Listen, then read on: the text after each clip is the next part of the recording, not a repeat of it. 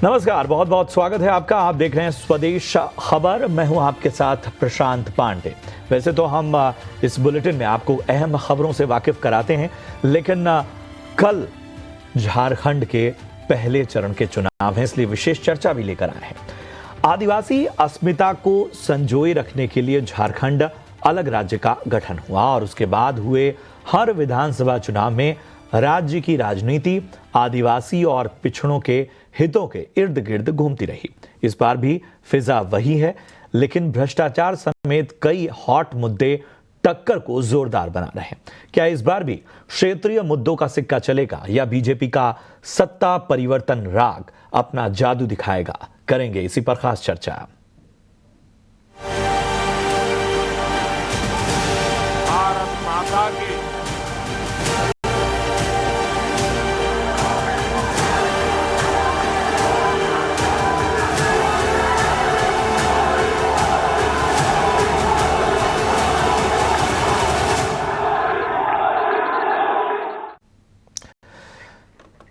जी हाँ, झारखंड में अपनी सरकार बनाने के लिए हर पार्टी और गठबंधन ने पूरी ताकत झोंक दी है, लेकिन वादों और दावों के बीच जनता किसे चुनती है, ये सबसे मायने रखता है।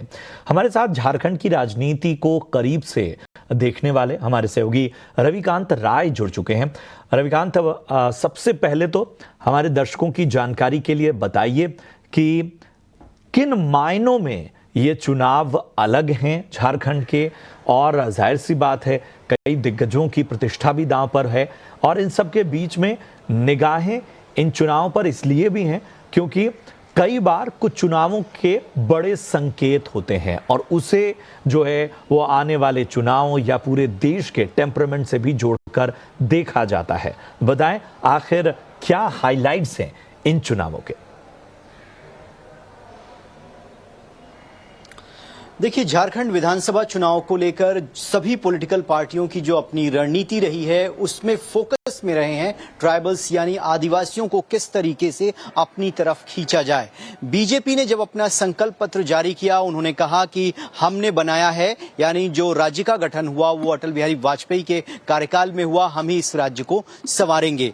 जो कल 43 सीटों पर मतदान होगा वो कोल्हान रीजन पर भारतीय जनता पार्टी का फोकस रहा है, चाहे वो प्रधानमंत्री रहे, गृह मंत्री रहे हैं, और दोनों ही भारतीय जनता पार्टी के जो चुनाव प्रभारी हैं वो कोल्हान रीजन, जिसकी 14 विधानसभा सीटें आती हैं, और पिछली बार भारतीय जनता पार्टी के पास इस रीजन में एक भी सीट नहीं थी, जिसकी वजह से उसकी सरकार वहां पर नहीं बन पाई। लेकिन इस बार कोल्हान रीजन में बीजेपी को ये लगता है कि वो अपना आंकड़ा 5 से 6 के पास लेकर जाएगी और बाकी बचे जो सीटों पर उम्मीदवार चुनाव होगा दूसरे चरण में, वहां पर वो वापसी करने में कामयाब होगी।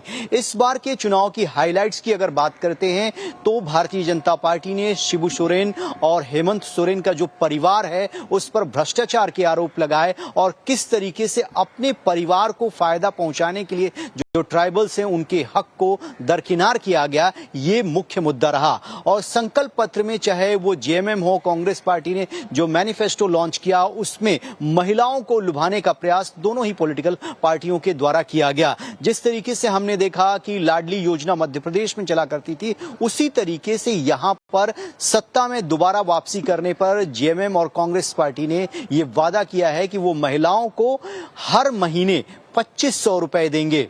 उसी तरीके से भारतीय जनता पार्टी भी यही कह रही है कि अगर वो सत्ता में आती है तो महिलाओं को जो पर मंथ पैसे दिए जाते हैं उसकी संख्या 2100 से बढ़ाकर वो भी ज्यादा करने का वादा कर रही है। लेकिन ट्राइबल्स के हितों को लेकर जो टकरार देखने को मिला उसमें मुख्य बात ये रही कि जो धर्मांतरण और इल्लीगल घुसपैठ है वो मुख्य मुद्दा भारतीय जनता पार्टी ने बनाने का प्रयास किया। उनका ये कहना है कि जो अवैध घुसपैठिए हैं वो झारखंड में आते हैं और यहाँ की जो ट्राइबल्स महिलाएं हैं उनको बहला फुसलाकर उनसे मैरिज करते हैं, और उसके बाद जो आदिवासियों को जो संरक्षण मिला हुआ है संविधान के द्वारा, जो छूट मिलती है, उसका अनर्गल तरीके से फायदा उठाया जाता है। और हेमंत सोरेन की सरकार ने इसको रोकने का कोई भी काम नहीं किया है। इसीलिए झारखंड की जो डेमोग्राफी है वो लगातार बदलती जा रही है। पहला काम हम यही करेंगे। ये तमाम इक्वेशन हैं और जिसके दम पर पार्टियां अपने अपने दावे ठोक रही हैं। अब देखना होगा कि कल जो है वो जनता आखिर किसके हक में अपने मताधिकार का इस्तेमाल करती है, और फिर जब नतीजे आएंगे तब क्या तस्वीर उभरती है। हाँ, बहुत बहुत शुक्रिया करेंगे रवि इस अहम जानकारी के लिए, और तमाम पहलुओं को बहुत स्पष्ट हमारे दर्शकों तक पहुंचाने के लिए, उन्हें इस पूरे चुनाव की हर बारीक बात बताने के लिए। चलिए, झारखंड चुनाव के समीकरणों को हमने आपके सामने रख दिया, लेकिन इन चुनावों को किस नजरिए से देखा जाए, इस पर एक बेहतर चर्चा के लिए हमारे साथ राजनीतिक विश्लेषक अनुज अग्रवाल साहब जुड़ चुके हैं। अनुज जी, बहुत बहुत स्वागत। जाहिर सी बात है कि एक बार बार झारखंड चुनाव के इर्द गिर्द और खासतौर पे डिसाइसिव जो बात होती है वो होती है आदिवासी वोटर, और खासतौर पे फर्स्ट फेज में जिन क्षेत्रों में चुनाव हो रहे हैं वो बहुत मायने रखते हैं। दिग्गजों की तो प्रतिष्ठा दांव पे है ही। चंपाई सोरेन हैं, बाबूलाल सोरेन हैं, गीता मुंडा हैं, गीता कोड़ा हैं, पूर्णिमा साहू हैं, और भी तमाम दिग्गज हैं। हाई प्रोफाइल सीट्स हैं, और जाहिर सी बात है इसके पहले भी ढेर सारा एक्शन हमने देखा भ्रष्टाचार को लेकर, खासतौर पे IT रेड्स को लेकर बयानबाजी का भी दौर चला। लेकिन इन चुनावों को, जैसा मैंने शुरुआत में भी कहा कि अब खासतौर पे चाहे महाराष्ट्र के चुनाव हो, झारखंड के चुनाव हो, इन चुनावों को एक बड़े संकेत के रूप में भी परखा जाएगा। इनसे निकलने वाले जो तमाम बातें होंगी उसे एक बड़े परिदृश्य से भी देखने की आवश्यकता होगी, जो हमने हरियाणा से देखा, और अब इन दो राज्यों की भी बारी है। झारखंड को आप किस हिसाब से देख रहे हैं? खासतौर पे झारखंड के इन चुनावों को किस नजरिए से पार्टियां अपने लिए बहुत ज्यादा अहम मानती हैं? झारखंड निश्चित रूप से बहुत इंपॉर्टेंट राज्य है, क्योंकि इतनी बड़ी मिनरल बेल्ट है, खनिज का पूरा खजाना है, और इसलिए उस मिनरल बेल्ट पर कब्जे की सबकी होड़ रहती है। क्योंकि जितना आपके पास रॉ मटेरियल, कच्चा माल रहेगा, उतना ही आप इंडस्ट्रीज में को अच्छे से चला सकते हो, चाहे वो झारखंड की इंडस्ट्री हो, चाहे बंगाल की हो, चाहे महाराष्ट्र की हो। कच्चे माल की सप्लाई तो यहीं से होनी है, इसलिए झारखंड की इंपॉर्टेंस बहुत ज्यादा है। और लगभग झारखंड की स्थिति वही है जैसी हरियाणा की स्थिति है। हरियाणा में भी भाजपा की लोकसभा चुनाव में 5-5 सीटें आई थी, झारखंड में भी इस तरह से बीजेपी की वोट बैंक में लोकसभा में डाउन आया था, उसकी सीट्स कम हुई थी। लेकिन जिस तरीके से बीजेपी ने पिछले कुछ दिनों में मेहनत की, रिगेन किया है, और सबसे इंपॉर्टेंट एस्पेक्ट मैंने ये देखा कि संघ ने वापस भाजपा का साथ देना शुरू कर दिया, जैसे वो बिल्कुल हरियाणा में हुआ था। और माइक्रो लेवल पर जिस तरीके से इस बार बीजेपी और संघ परिवार ने काम किया है, उससे झारखंड मुक्ति मोर्चा जो एक तरफा जीत की तरफ बढ़ रहा था आज से 6 महीने पहले, जैसी हेमंत सोरेन जेल से छूटे उसके बाद ऐसा लग रहा था उनके फेवर में एक हवा सी बह रही है और एक तरफा हो जाएंगे। और जब उन्होंने मैया सम्मान योजना शुरू की, 1000 रुपए हर महिला को 18 साल से ऊपर ही देना शुरू किया, तो ऐसा लग रहा था एक तरफा चीजें सारी हो जाएगी। अब बीजेपी और संघ परिवार के लिए जगह नहीं बची। लेकिन एनडीए गठबंधन ने माइक्रो लेवल पर जो काम किया, और जो सबसे ज्यादा उनकी जो मेहनत रही है वो आदिवासी वोटर्स में रही है, क्योंकि पिछले इलेक्शन में आदिवासियों की एक भी सीट बीजेपी को नहीं। सबसे बड़ा रिस्क, सबसे बड़ा दाव जो बीजेपी का है वो आदिवासी पे है, और आदिवासी वोटर सारा का सारा जो है उसमें क्रिश्चियन बनता जा रहा है। ये एक बहुत बड़ी एक यहाँ के डेमोग्राफिक चेंज जो आप देखेंगे, सिर्फ बाहरी घुसपैठ ही नहीं हो रही है मुस्लिम घुसपैठ बांग्लादेशियों की। दूसरा जो बड़ा शिफ्ट है यहाँ पर ईसाइयत के प्रति बड़ा आकर्षण है लोगों में, चर्च बड़ा एक्टिव है, और बहुत सारे आदिवासी, लगभग मैं मानता हूँ 60% तक आदिवासी जो है वो क्रिश्चियन बन चुके हैं। अब वो वोट बैंक जो है और जो मुस्लिम वोट बैंक है, ये मिलाकर ही स्ट्रेंथ है इंडिया गठबंधन की, जेएमएम की और कांग्रेस की। इसमें कितना सेंध लगा पाती है भाजपा, इस पर ही सारा डिसाइड होगा। क्योंकि ये एक भाजपा का अपना वोट बैंक फिक्स है, अपर क्लास सारी उसके साथ में है, और बटोगे तो कटोगे का नारा यहाँ भी अच्छा चर्चा में है। लेकिन सबसे इंपॉर्टेंट जो लोगों को लगता है कि मैया सम्मान योजना के अलावा कुछ भी ऐसा नहीं खास किया जेएमएम ने जिसको काउंट कराया जा सके। पिछले 5 साल ब्लैंक से रहे हैं, लोगों को लगता है कि सिर्फ हर चीज में कमीशनबाजी हुई और कमीशन देकर काम कराने वाला खेल हुआ है, और वो काम जब होता है तो वो जमीन पर नजर नहीं आता। जब इतना भारी उसमें कमीशन दिया जाता है तो लोग बहुत खुश नहीं है। सिर्फ ये है कि उनके जेब में पैसा पड़ा है, तो वो ये एक्सपेक्ट किया जा रहा है राजनीतिक सर्किल में कि जैसे मध्य प्रदेश में फायदा हुआ वो यहाँ पे हो सकता है। लेकिन मध्य प्रदेश में साथ में गवर्नेंस भी थी, काम भी जमीन पे थे, लेकिन यहाँ पर वो काम, जमीनी काम जिस तरह से होने चाहिए थे वो नहीं हुए। और बीच में जब हेमंत सोरेन जी जेल चले गए तो डिरेल भी हुई बहुत सारी चीजें, व्यवस्थाएं थी जिस तरीके से अब चंपई सोरेन आए तो वो चुपचाप बीजेपी के एजेंडे पे काम कर रहे थे, तो वो भी उससे जेएमएम की जो पूरी अपनी छवि थी और जो उसका खेल था वो बिगड़ा। तो ऐसे में बड़ी क्रूशियल स्टेज पे इलेक्शन आ गया है और बिल्कुल बराबर की टक्कर है। जरा सा भी स्विंग होगा वोट का किसी भी एक तरफ तो ये इम्पोर्टेंट अहम बात उसी आपने की कही। सरकार बन जाए। एक चीज मैं समझना चाहूंगा आपसे कि जैसा आपने कहा कि बड़ी कांटे की टक्कर है, ऐसी स्थिति में आपको क्या लगता है कि अगर जाहिर सी बात है हम जेएमएम को देख लें, बीजेपी को देख लें, कांग्रेस, इसके अलावा आजसू, आरजेडी, जेवीएम सभी पार्टियां हैं, लेकिन ऐसी स्थिति में जहां पर एक ऐसी पिक्चर उभर कर आए जहां पर गेम चेंजर कोई पार्टी बन सकती है या उसके सहयोग देने और न देने से बहुत कुछ बदल सकता है, तो वो फैक्टर्स क्या होंगे? देखिए, इलेक्शन में चूंकि बीजेपी के पास सारे जितने पूर्व मुख्यमंत्री उनके चेहरे हैं तो वो अपने अपने रीजन में काम कर रहे हैं, लेकिन ओवरऑल जो भाजपा लड़ रही है मोदी जी के चेहरे पर लड़ रही है और मोदी जी का चेहरा बड़ा प्रभावी। मैं कल बोकारो में हूँ, आजकल यहाँ आसपास के रीजन में घूम रहा था, तो बोकारो में कल मोदी जी की जनसभा हुई थी परसों। इतनी जबरदस्त भीड़ थी, इतना जबरदस्त रिस्पॉन्स था, तो मुझे लग रहा है कि कहीं ना कहीं मोदी फैक्टर काउंट कर रहा है। और जितने एनडीए गठबंधन के दल है वो उनका सहारा मोदी जी का ही चेहरा है, और योगी जी का जो कटोगे वाला नारा वो भी यहाँ काम कर रहा है। तो ये चीजें जो है इंडिया, और अगर जेएमएम और कांग्रेस गठबंधन में देखा जाए तो सिर्फ और सिर्फ हेमंत सोरेन का चेहरा सबसे इंपॉर्टेंट है, और उन्होंने बहुत मेहनत की है। जब से जेल से छूटे उन्होंने कोई दिन नहीं छोड़ा, रिगरसली काम किया। तो ऐसे में उन्होंने अपनी स्थिति को सुधारा भी है, और लेकिन जिस तरीके से एनडीए गठबंधन ने अपने जो आदिवासी वोट बैंक में सेंध लगाने की कोशिश करी है, उससे एक बड़ा चैलेंज उनके लिए खड़ा हो गया। तो अब ये लास्ट चीज जो होती है इलेक्शन में, माइक्रो मैनेजमेंट होता है।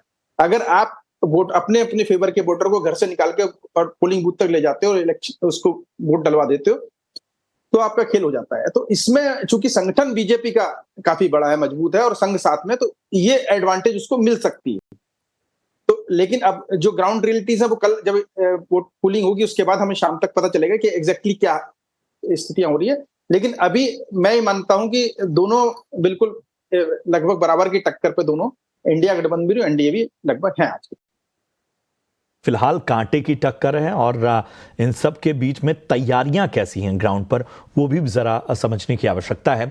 झारखंड के फर्स्ट फेज में 43 सीटों पर होने वाली कल की वोटिंग के लिए सुरक्षा के किस तरह के इंतजाम हैं, बाकी पहलुओं पर क्या कुछ किया जा रहा है, जरा वहां के जो तमाम जिम्मेदार अधिकारी हैं उनकी बात सुन लेते हैं। 15 डिस्ट्रिक्ट में 43 असेंबली कॉन्स्टिट्यूंसी में पोलिंग है। इसमें सब जगह पर पोलिंग पार्टी का डिस्पैच हो चुका है एज ऑफ नाउ। आज शाम तक सभी पोलिंग पार्टी अपने अपने बूथ में पहुंच लेंगे। सिक्योरिटी अरेंजमेंट सभी बूथों पर कर लिया, already they are in the place. इसलिए एक पीसफुल इलेक्शन कराने के लिए, पोलिंग करने के लिए, फेस 4 के लिए सब तैयार है। तो तमाम तैयारियां बहुत अहम हैं, बहुत सेंसिटिव राज्य है, और कई बार जो है वो निगाहें इस लिहाज से भी रहती हैं कि किस तरह की अनियमितता ना हो। वहीं चुनाव से एक दिन पहले झारखंड में ईडी के ताबड़तोड़ छापे जारी हैं, और जो जानकारी मिल रही है उसके मुताबिक प्रवर्तन निदेशालय ने अवैध बांग्लादेशी घुसपैठ मामले में झारखंड समेत पश्चिम बंगाल में 17 जगहों पर छापेमारी की है। इस मुद्दे पर इस वजह से सियासत भी काफी गर्मा गई है।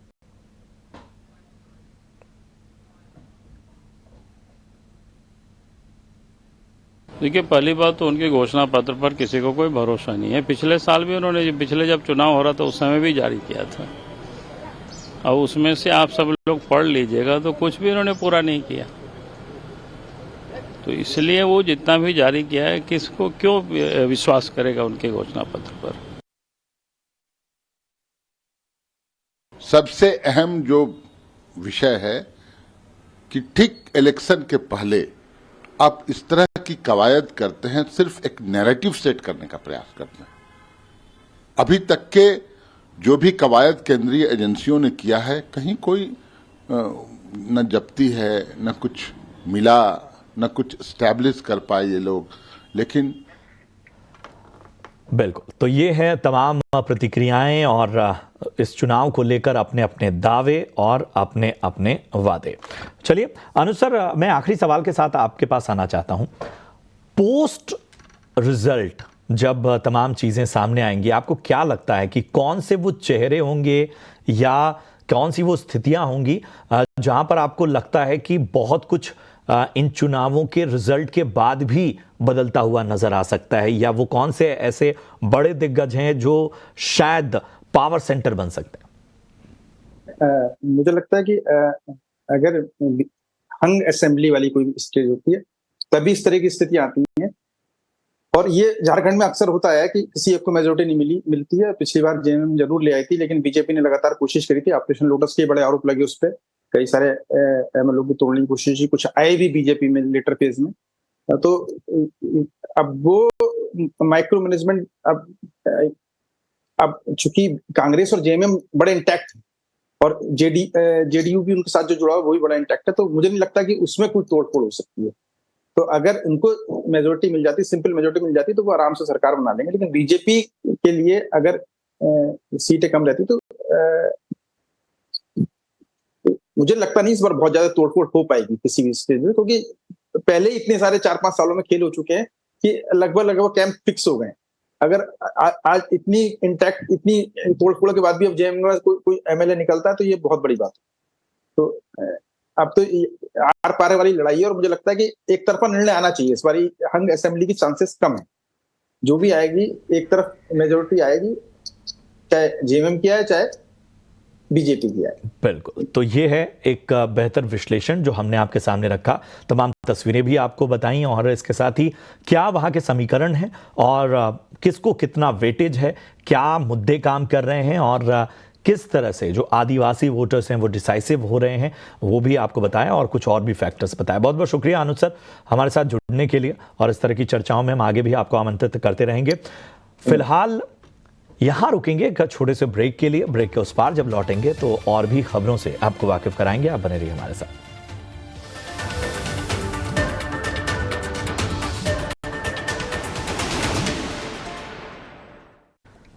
स्वागत है आपका ब्रेक के बाद। बढ़ते हैं आगे। बाजार में लगातार चौथे दिन गिरावट देखने को मिली। निफ्टी 258 अंक गिरकर 23,900 के नीचे बंद हुआ।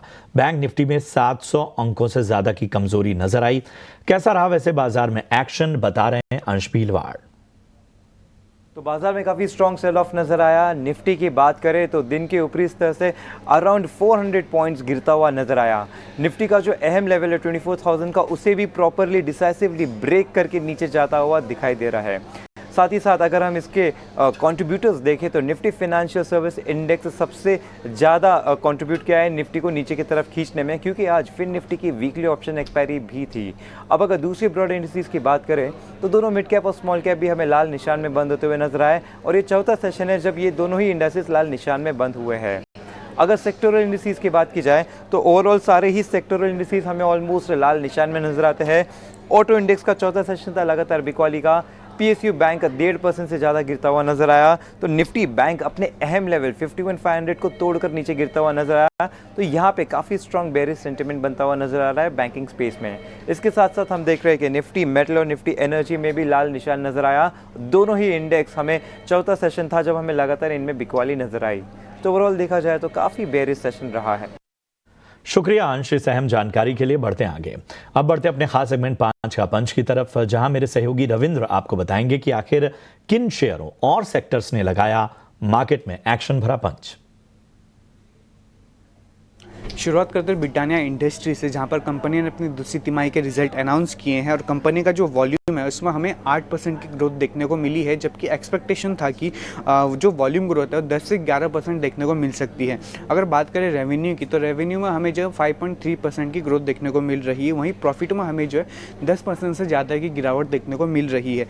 अगर बात करें एबिटा मार्जिन्स की, तो मार्जिन्स में भी हमें जो थोड़ा प्रेशर देखने को मिल रहा है, जो 19.7 से घटकर 16.8 पर देखने को मिल रहा है। वहीं कंपनी ने अपने मैनेजमेंट कॉल में कहा है कि शॉर्ट टर्म में जो है वॉल्यूम में थोड़ा इम्पैक्ट देखने को मिल सकता है। वहीं इसी के साथ कंपनी का कहना है कि 4 से 5% का प्राइस इंक्रीज देखने को मिल सकता है अगले 2 क्वार्टर्स में। अब बात करते हैं जुबिलेंट फूड की, जहाँ पर जुबिलेंट फूड ने अपने दूसरी तिमाही के रिजल्ट अनाउंस किए हैं। अगर बात करें रेवेन्यू की, तो रेवेन्यू जो है मिस है एज पर एक्सपेक्टेशन, लेकिन कंपनी का जो SSSG ग्रोथ है उसमें हमें जो अच्छी ग्रोथ देखने को मिल रही है। कंपनी का जो SSSG ग्रोथ है उसमें हमें जो है बेटर देन एक्सपेक्टेड ग्रोथ देखने को मिल रही है। अगर बात करें डोमिनोज LFL जो कि लाइक फॉर लाइक है, उसमें हमें जो है 2.8% की ग्रोथ देखने को मिल रही है। वहीं LFL डिलीवरी में हमें जो है 11.4% की ग्रोथ देखने को मिल रही है। अगला जो स्टॉक है उनो मिंडा, जहाँ पर कंपनी ने अपनी दूसरी तिमाही के रिजल्ट अनाउंस किए हैं और कंपनी का जो रेवेन्यू है उसमें हमें 7.2% की ग्रोथ देखने को मिली है ईयर ऑन ईयर बेसिस पर। अगर बात करें नेट प्रॉफिट के, तो नेट प्रॉफिट में भी हमें जो है करीब 9% की ग्रोथ देखने को मिली है, जो 225 करोड़ से बढ़कर 245 करोड़ पर देखने को मिल रही है। अगर बात करें एबिटा की, तो एबिटा में भी हमें जो है अच्छी ग्रोथ देखने को मिल रही है, जो 20% है ईयर ऑन ईयर बेसिस पर। अगर बात करें मार्जिन्स की, तो मार्जिन्स में भी हमें जो है 11.1% की ग्रोथ 11.1% से 11.4% पर देखने को मिल रहा है। अगला जो स्टॉक है नाटको फार्मा, जहाँ पर कंपनी ने अपने रिजल्ट अनाउंस किए हैं और कंपनी का जो रेवेन्यू है उसमें हमें करीब 33% का ग्रोथ देखने को मिला है ईयर ऑन ईयर बेसिस पर। अगर बात करें नेट प्रॉफिट की, तो नेट प्रॉफिट में भी हमें जो अच्छी खासी ग्रोथ देखने को मिली है, जो 369 करोड़ से बढ़कर 677 करोड़ पर देखने को मिला है। अगर बात करें एबिटा की, तो एबिटा में भी हमें जो है 76% की ग्रोथ देखने को मिली है ईयर ऑन ईयर बेसिस पर। वहीं मार्जिन्स में जो है हमें उसमें भी अच्छी ग्रोथ देखने को मिली है, जो 44.4% से बढ़कर 58.7% पर देखने को मिली है। तो ओवरऑल जो नंबर है नाटको फार्मा का उसमें वो काफ़ी अच्छे आए हैं। तो हमने बात कर ली ब्रिटानिया की, जुबिलेंट फूड वर्क्स की, उनो मिंडा की, नाटको फार्मा की। अब जो हमारा आज का आखिरी स्टॉक है वो LIC, जहाँ पर JP मॉर्गन ने अपनी ब्रोकरेज नोट निकाली है और उन्होंने जो है अपग्रेड किया है ओवरवेट रेटिंग फ्रॉम अंडरवेट से, और टारगेट प्राइस जो है 790 से बढ़ाकर 1075 का रखा है। JP मॉर्गन का कहना है कि कंपनी का जो स्ट्रॉन्ग VNB ग्रोथ है उसने जो है इसलिए JP मॉर्गन ने जो है डबल अपग्रेड किया है और आगे जाके जो है ग्रोथ देखने सस्टेनेबल रह सकती है। शुक्रिया करेंगे इस अहम जानकारी के लिए आपका रविंद्र। बढ़ते हैं आगे। इस बार दिवाली और छठ पूजा के दौरान यात्रियों की सुविधा के लिए रेलवे ने 7700 से ज्यादा स्पेशल ट्रेनें चलाई। ट्रेनों की यह संख्या पिछले साल परिचालित ट्रेनों की तुलना में 73% ज्यादा है। 4 नवंबर 2024 को भारतीय रेल ने यात्री सुविधा में एक नया कीर्तिमान बनाया। उस दिन 3 करोड़ से ज्यादा यात्रियों ने रेलवे से सफर किया। यह तादाद ऑस्ट्रेलिया और न्यूजीलैंड की कुल आबादी से भी ज्यादा है। दिवाली और छठ देशवासियों के लिए एक पावन त्यौहार और भारतीय रेल के लिए एक अहम जिम्मेदारी है और इस साल इस जिम्मेदारी को बखूबी निभाते हुए भारतीय रेल ने यात्री सुविधा में एक नया कीर्तिमान भी बनाया है। भारतीय रेल ने इस वर्ष 2024 में 7,700 से भी अधिक स्पेशल ट्रेनों के परिचालन की योजना बनाई है और इसमें से बहुत हद तक ट्रेनें जो हैं वो ऑलरेडी चल चुकी हैं। ये 7,700 की जो फिगर है स्पेशल ट्रेन की, ये पिछले साल की तुलना में 73% अधिक है। प्रत्येक दिन हमने 140 से 160 स्पेशल ट्रेन चलाया है, जिसमें से अगर हम केवल दिवाली और छठ मनाने के लिए जो ईस्टर्न पार्ट ऑफ इंडिया जाने वाले पैसेंजर्स की बात करें तो 1400 के करीब ईस्ट बाउंड रेगुलर ट्रेन्स भी इसमें इंक्लूडेड है। चलिए इसी के साथ इस बुलेटिन में इतना ही। दीजिए इजाजत। आप देखते रहिए ET नाउ स्वदेश। नमस्कार।